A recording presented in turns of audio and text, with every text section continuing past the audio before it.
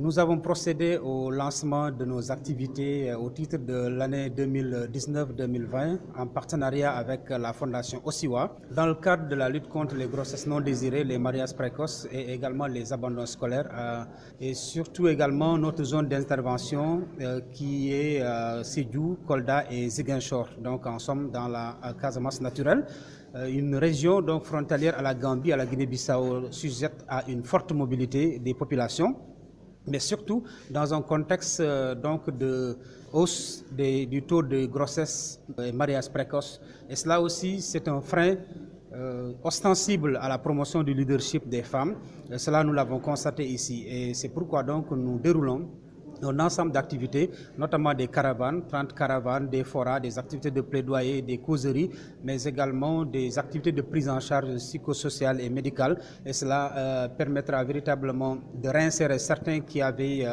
donc rencontré des difficultés. Et cela ne peut être fait et réalisé qu'avec la participation de l'ensemble des acteurs, parce que comme le préfet l'a dit, il y a un existant qui était là en termes d'acteurs sur le terrain. Mais nous venons juste pour bonifier ce travail qui est en train d'être fait, pour booster les indicateurs et faire en sorte que Sédhiou quand même puisse avoir des enfants, des filles qui vont être des leaders demain. Et cela, nous les préparons et ça ne peut pas être fait sans que tout le monde mette la main à la pâte. C'est donc un travail de synergie qui est attendu de l'ensemble des acteurs. Aller parler aux communautés, c'est savoir quoi leur dire et à quel moment. Et sur ce travail de formation-là, nous avons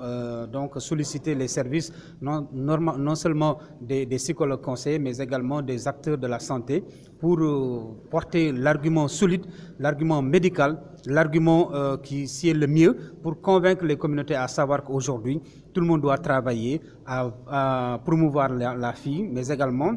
à faire en sorte que ces filles-là puissent réussir et donc s'affranchir de ces contingences, notamment les grossesses, les mariages précoces également et les abandons scolaires, parce que l'école aujourd'hui est le cadre de formation initiale de l'enfant, en attendant donc d'autres créneaux qui vont donc leur accorder beaucoup plus de faveur en termes d'expression, mais également en termes de leadership. La stratégie, c'est toujours d'aller vers les communautés là, en leur portant des messages clés pour que véritablement les gens puissent comprendre les enjeux et de savoir vraiment qu'il y a une ligne de démarcation entre ce qui se faisait il y a quelques siècles, il y a quelques décennies. Aujourd'hui, il y a des impératifs donc de la modernité qui font que on doit s'accommoder, on doit s'adapter, sinon on va périr parce que donc il y a des réseaux sociaux, il y a autant de phénomènes qui sont là, nouveaux, et qu'il faut donc intégrer dans le vécu quotidien et également mettre l'accent sur l'éducation des parents à la base, parce que la famille c'est la cellule de base de cette famille-là, c'est la cellule de base de la famille, et que donc les parents doivent travailler à renforcer l'éducation sexuelle des enfants, oui, en leur apprenant beaucoup de choses qui leur permettent aujourd'hui de se libérer d'un certain nombre de contraintes, mais également de les surpasser. Mais sans cette formation initiale, les enfants iront à l'aventure et ça va être pire pour leur avenir.